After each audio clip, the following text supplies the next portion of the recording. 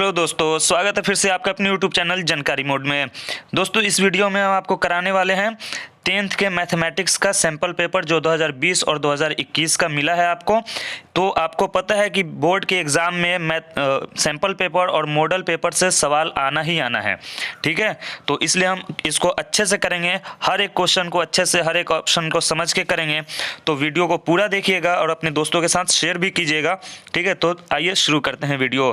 देखिए आपके सामने आपका पहला सवाल है कि निम्न में कौन संख्या अपरिमेय नहीं है।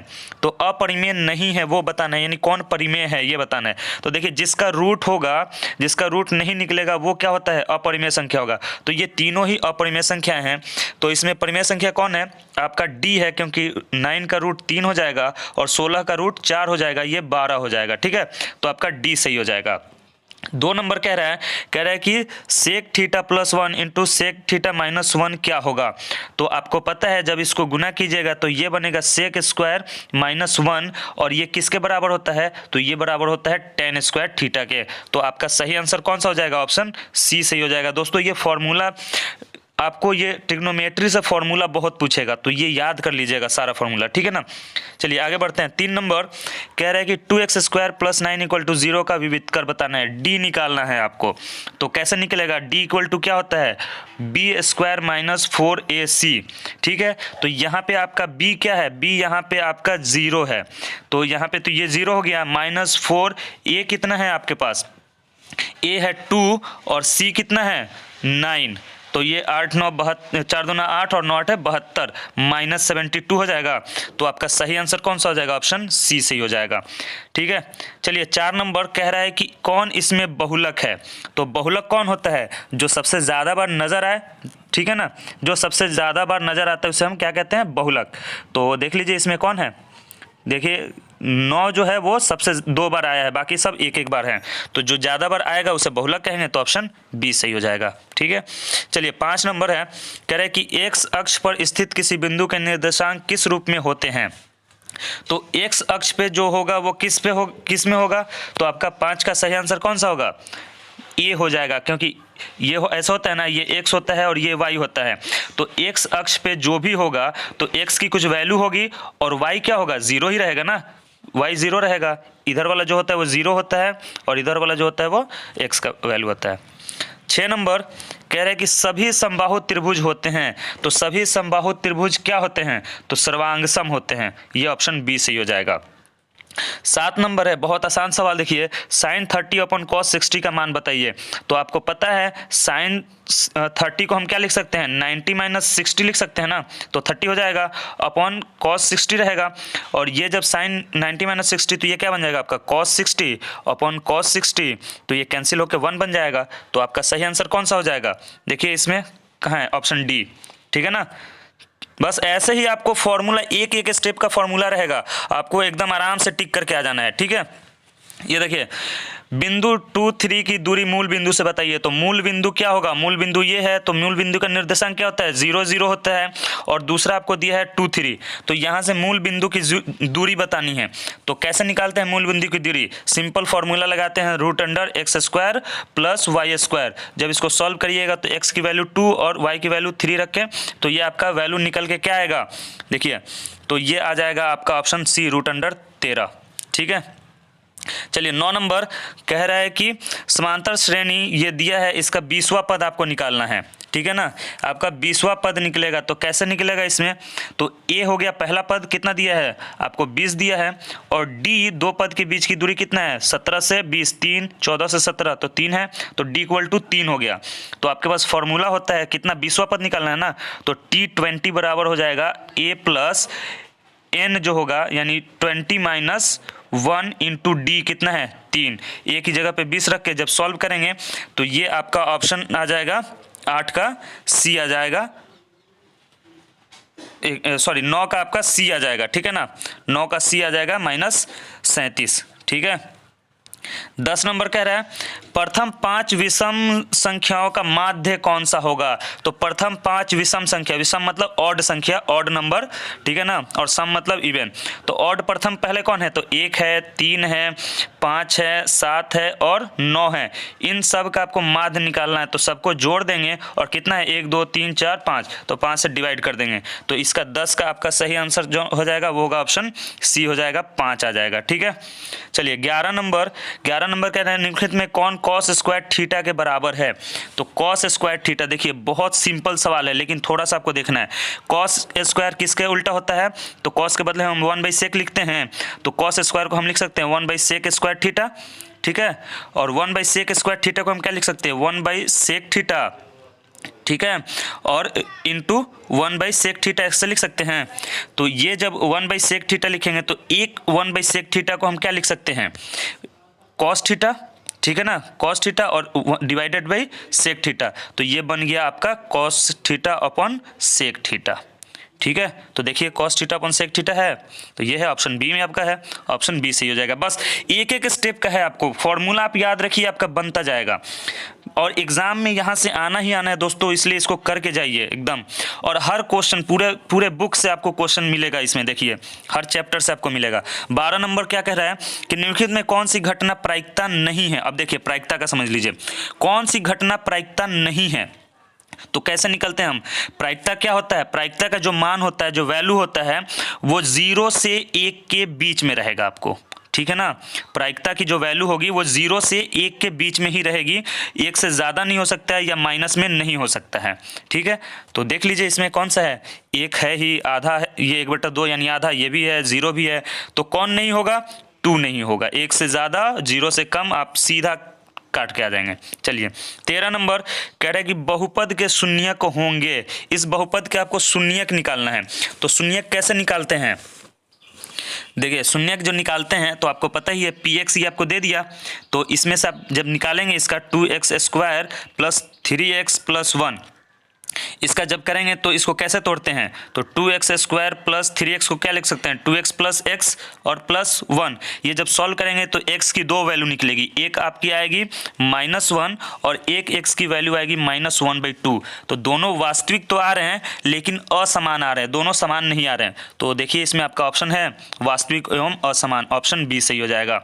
ठीक है, बस दोस्तों ऐसे ही करते जाना है आपको। 14 नंबर देखिए, 14 नंबर कह रहा है कि AP आपको दिया है, D दिया है, S9 दिया है, तो A9 क्या होगा? A9 आपको निकालना है, तो आपके पास फॉर्मूला होता है SN इक्वल टू क्या होता है? n/2 और 2A प्लस n-1 और इसमें हो जाता है आपका D, ये D हो जाता है। इस फॉर्मूला पे आप निकाल सकते हैं, n इक्वल टू क्या है? 9 है, यहाँ से आप निकाल सकते हैं। तो आपका सही आंसर क्या हो जाएगा 14 का? D, इसमें से कोई नहीं होगा, ठीक है ना, जो वैल्यू निकालेंगे वो कोई नहीं होगा। 15 नंबर 15 कह रहा है कि किसी वृत्त की जीवा की लंबाई वृत्त की त्रिज्या के बराबर हो तो जीवा द्वारा केंद्र पर बनाया गया कोण। बहुत सिंपल सवाल, देखिए बस थोड़ा सा लंबा आपको दिख रहा है लेकिन एकदम सिंपल। देख लीजिए यहाँ पे, ये वृत्त है, ठीक है, ये सेंटर हो गया, केंद्र हो गया, यहाँ से ये 2 इसकी त्रिज्या होगी, r होगी मान लीजिए, और ये जीवा क्या होगा? इस छोटी लाइन को हम जीवा कहेंगे, है ना। तो ये बोल रहा है कि जितना त्रिज्या है उतना ही जीवा की लंबाई है, यानी इसकी भी लंबाई r हो गई, तो ये इसके बराबर, ये इसके बराबर, ये इसके, तीनों एक दूसरे के बराबर हो गए। तो ये क्या, कौन सा त्रिभुज बन गया? समबाहु त्रिभुज बना।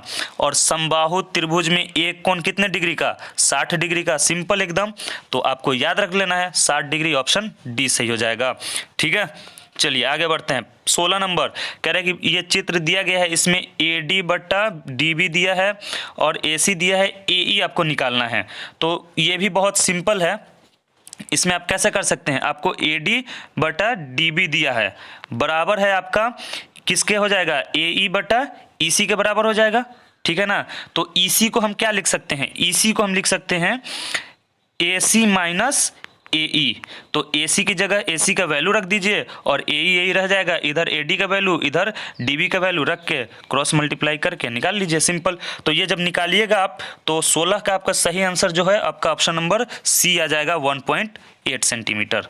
ठीक है, ये देखिए, ये एक सवाल यहाँ से आपको रहना ही रहना है, ये समझ लीजिए। बिंदु 1, 5 किस चतुर्थांश में स्थित होंगे? तो चतुर्थांश ये होता है आपका प्रथम, ये द्वितीय, ये तृतीय और ये चतुर्थ। यहाँ से शुरू करना है। तो इस साइड प्लस होता है, ठीक है ना, इस साइड प्लस होता है, इधर माइनस और इधर माइनस। तो ये पहला जो होगा ये प्लस प्लस का होता है। दूसरा, पहले हम x लिखते हैं ना, तो x इधर क्या आ गया माइनस, और इधर y क्या है प्लस, तो प्लस माइनस हो जाता है। इधर पहले x माइनस, इधर y माइनस, तो ये माइनस माइनस हो जाता है। फिर इधर जब आते हैं तो पहले x प्लस हो गया और y ये क्या हो गया माइनस। तो आप देखिए इसमें क्या है, ये दोनों प्लस में है, तो प्लस प्लस प्रथम में आता है, तो आपका प्रथम हो जाएगा ऑप्शन ए। अब कोई भी आपको दे दे, मान लीजिए दे दिया कि -2 -3 किस चतुर्थांश में होंगे, तो आपको पता है कि ये माइनस इधर और ये माइनस इधर, ये तृतीय चतुर्थांश में होंगे। बस इस तरह से आपको याद रख लेना है। चलिए 18 नंबर, 18 कह रहा है कि यदि एक वृत्त की परिधि में परिधि को 50% कम कर दिया जाए तो उसका क्षेत्रफल कितना कम हो जाएगा। देखिए ये जो सवाल है ना, ये बहुत लंबा हो जाएगा अगर इसको आप सॉल्व करें। तो इस तरह का जो भी अगर सवाल है ना, तो उसको हम कहेंगे कि क्योंकि आपके पास ऑप्शन रहेगा ना, 50 सवाल को छोड़ना भी तो है, तो उसमें से जो लंबा रहे, क्योंकि आपको टाइम भी बचाना है, तो जो ज़्यादा लंबा लगे उसको छोड़ देना है। देखिए इसको हम थोड़ा सा बता देते हैं। 2 वृत्त हो गया, तो वृत्त का परिधि क्या हो जाएगा 2πr c बराबर। तो इसको 50% जब हम बढ़ाएंगे तो दूसरे वाले का परिधि क्या हो जाएगा, इसका -50% ऑफ 2πr, ठीक है ना। तो इस तरह से जब करके निकालते हैं तो ये आपका निकलेगा 18 का ऑप्शन सी निकलेगा, ठीक है, 75% बढ़ेगा। तो एक तरह से आप इसको याद रख लीजिए कि अगर 50% परिधि को ये करते हैं तो सिंपल उसका जो क्षेत्रफल कम होगा वो 75% हो जाएगा, ठीक है। चलिए 19 नंबर, 19 कह रहा है कि किसी घन का किनारा 2 गुना हो जाने पर कुल पृष्ठ क्षेत्रफल पहले पृष्ठ क्षेत्रफल से कितना गुना बढ़ जाएगा। तो घन आपको पता ही है, ठीक है ना, घन ये हो जाएगा ना, जो घन हो जाएगा तो पहले ए होता है, बाद में ये डबल कर दिया जाता है इसको, ठीक है ना, बाद में इसको डबल जब कर दिया जाता है तो अब इसका क्या हो जाएगा 2a हो जाएगा, इसका साइड जो होगा वो 2a हो जाएगा।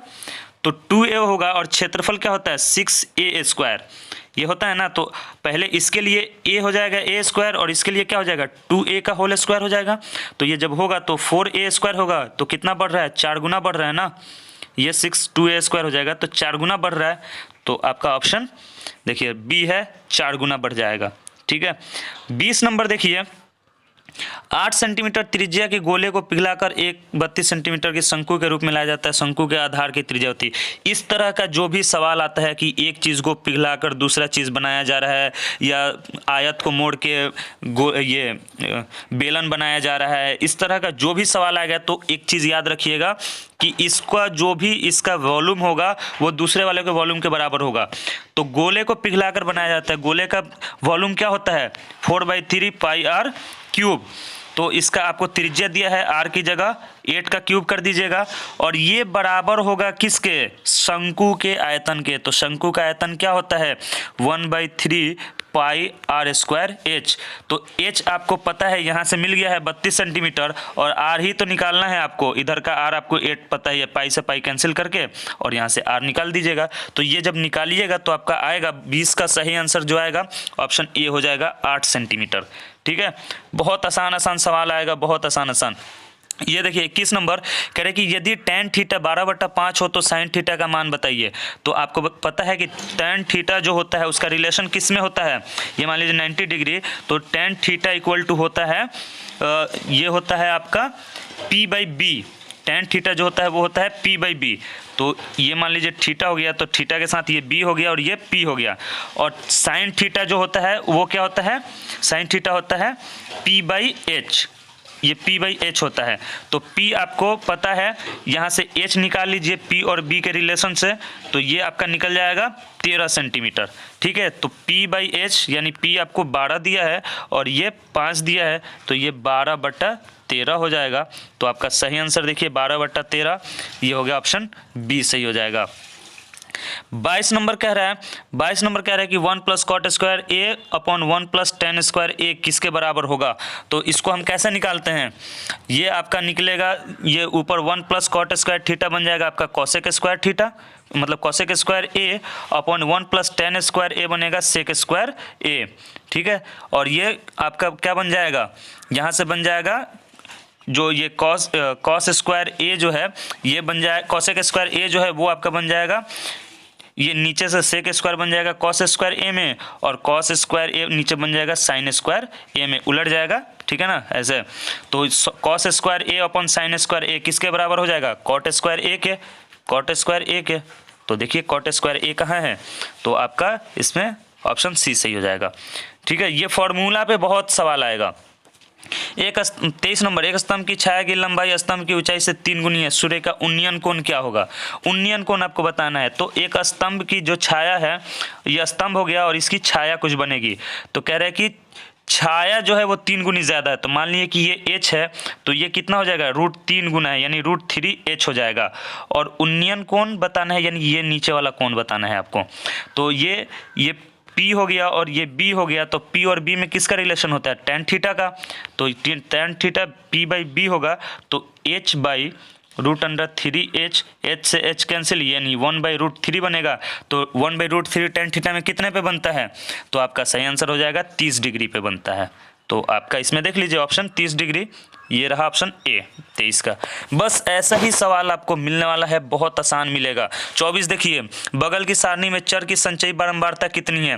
तो चर की संचयी बारंबारता को करना है, जोड़ते जाना है। ये देखिए, ये पहला जोड़ देंगे 1, इसमें जोड़ेंगे तो ये 5 हो जाएगा, 5 में 3 जोड़ेंगे तो 8 हो जाएगा, 8 में 3 जोड़ेंगे 10 हो जाएगा। तो देखिए इसमें कौन सा दिया गया है आपको, 1 नहीं दिया है, 5 भी नहीं दिया है और 10 भी नहीं दिया, 8 दिया है। तो ऑप्शन सी सही हो जाएगा। ये नीचे वाला जोड़ते जाना है, ठीक है। 25 नंबर कह रहा है कि दो सिक्कों को की उछाल में दोनों पर शीर्ष आने की प्रायिकता, यानी हेड आने की प्रायिकता बतानी है आपको। प्रोबेबिलिटी बताना है सिर्फ हेड आने का। तो दो सिक्का को एक साथ उछालेंगे तो क्या क्या हो सकता है, उसको हम पहले देखते हैं। देखिए, दो सिक्का को जब एक साथ उछालेंगे तो दोनों में हेड आ सकता है, या एक में हेड दूसरे में टेल आ सकता है, या फिर दोनों में टेल आ सकता है, या फिर पहले वाले में टेल और बाद वाले में हेड आ सकता है। यही 4 ही हमारे पास संभावना है, संभावना टोटल 4 है, इसके अलावा कुछ नहीं हो सकता है। अब कह रहा है कि सिर्फ हेड आने की प्रायिकता दोनों में, तो हेड कितने बार आ सकता है, एक बार। तो आपको पता है कि जो प्रायिकता जो निकालते हैं वो क्या होता है हमारा, वो होगा कि ऊपर होगा जो कितनी बार जो भी हमारे पास घटना है वो आने की प्रायिकता, और नीचे कुल संभावना जो भी कुल इवेंट है, तो कुल इवेंट कितना है 4, तो 1/4 हो जाएगा। तो आपका सही आंसर 1/4 ऑप्शन सी में है, ठीक है। 26 नंबर देखिए, कह रहे कि यदि किसी समांतर श्रेणी में p पदों का योग q के बराबर हो तो p + q पदों का मान निकालना है। तो आपका ये जो है आपका 26 का, ये इसमें प्रथम पद m हो गया, ठीक है ना, जो आप बनाए होंगे। और पदांतर क्या होता है, पदांतर तो d होता है, ये हो जाएगा। और फॉर्मूला होता है sp = sq कर देंगे, क्योंकि यहाँ से क्या है, दोनों पदों का योग बराबर है, तो sp = sq कर देंगे। और आपको पता है इसका फॉर्मूला क्या होता है, तो p के लिए कर देंगे p/2, और इधर हो जाएगा 2a + p - 1 × d, ठीक है। और बराबर में उधर q/2 करके इस फॉर्मूले पे जब निकालिएगा तो आपका 26 का सही आंसर जो आएगा वो होगा ऑप्शन नंबर सी हो जाएगा, 0 आ जाएगा, ठीक है ना, कट के 0 हो जाएगा। 27 नंबर कह रहा है कि बगल के ये देखिए बहुत आसान, ये चित्र दे के सिर्फ आपको लग रहा है कि टेंशन हो गया है, कुछ नहीं है। मैं एकदम 1 सेकंड में ये सवाल आप बनाइएगा। बगल के चित्र में आपको दिया गया है, ये दोनों स्पर्श रेखाएं हैं और कोण आपको ये कोण दिया हुआ है 30 डिग्री। तो कह रहा है कि AOB बताना है, ये AOB, ये बीच वाला कोण बताना है आपको। तो सिंपल आप यहाँ से समझ लीजिए हमको, ये जब ऐसे वृत्त से जब ऐसे निकलेगा ना रेखा, स्पर्श रेखा, और ये जब होगा तो इसको यहाँ पे 90 डिग्री ये कोण बनेगा, 90 डिग्री। तो यहाँ से 90 और यहाँ से 30, टोटल कितने हो गए, 9 3 12, 120 यहाँ से कोण निकल गया। तो आपको पता है कि एक त्रिभुज में तीनों कोण कितना होगा, 180 डिग्री। तो ये दोनों मिला के 120 हो गया। तो ये कितना होगा, 120 में से 180 में से 120 को माइनस कर देंगे तो कितना बचा, 60। तो ऑप्शन ए सही हो जाएगा, 60। सिंपल, एकदम सिंपल, 1 सेकेंड में आप बनाएंगे ये सवाल। ये 28 नंबर देखिए, 28 कह रहा है कि ये आपको दिया गया है और इसमें वो x + 1/x का मान निकालना है। तो हम इसको सिंपल क्या करते हैं कि x² + 1/x² है ना, इसको हम a प्लस बी के होल स्क्वायर पे तोड़ देते हैं। तो कैसे तोड़ते हैं, तो एक्स स्क्वायर ए स्क्वायर तो यानी X square plus B square ये 1/x स्क्वायर प्लस 2ab, तो 2a कितना है x और b कितना है 1/x, ये कैंसिल हो जाएगा। और x ये x square plus 1/x square का वैल्यू आपको कितना दिया है, 14 दिया है, तो 14 प्लस 2 हो जाएगा, तो ये कितना हो गया 16। ठीक है, तो ये 16 हो गया। किसके लिए, इसके लिए, तो इसका मतलब ये ऐसे रहेगा, पूरा होल स्क्वायर रहेगा। ठीक है ना, होल स्क्वायर कर रहे हैं, तो इस यहाँ से हम क्या करेंगे, x प्लस 1/x और इसका रूट इधर आके 16 पे चला जाएगा, तो यहाँ से निकल जाएगा आपका 4। तो देखिए इसमें 4 कहीं ऑप्शन है, तो है आपका ऑप्शन बी सही है, तो 4 हो जाएगा।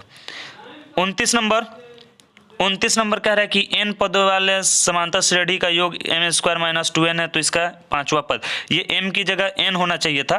ठीक है ना, m की जगह n होता तो आपके पास फॉर्मूला होता है Tn बराबर Sn माइनस Sn-1, यहाँ से ये निकलेगा। ठीक है, तो इसमें से कोई भी नहीं होगा, ये गड़बड़ है, तो इसमें से कोई नहीं होगा। 30 नंबर देखिए दोस्तों, आखिरी सवाल, ये बहुत इंपॉर्टेंट सवाल देख लीजिए, क्योंकि वीडियो बहुत लंबा बन जाता है इसलिए इसमें 30 ही कराए हैं। वीडियो अच्छी लगी हो तो हमें कमेंट करके बताइएगा और वीडियो को लाइक करके जरूर जाइएगा दोस्तों, अपने दोस्तों के साथ शेयर कर दीजिएगा ताकि उनको भी ये सवाल मिल सके। और सबसे बड़ी बात है कि इसमें हर चैप्टर से आपको सवाल मिल गया। ठीक है ना, तो ये करके जाइएगा। ग्राफ वाला है तो ग्राफ वाला इसमें नहीं देगा, वो तो आपको 5 नंबर का रहेगा, वो आप ग्राफ करके जाइएगा, एकदम 5 नंबर का रहेगा ग्राफ। देखिए आखिरी सवाल देख लेते हैं कि बिंदु ये दिया हुआ है, 2 बिंदु आपको दिया है, इसके मिलाने वाली रेखाखंड के मध्य बिंदु का निर्देशांक ज्ञात करें। मान लीजिए ये 2 बिंदु आपको दे दिया, ठीक है ना, यहाँ पे 2 है, ये -2 है और यहाँ पे है -2 और 2।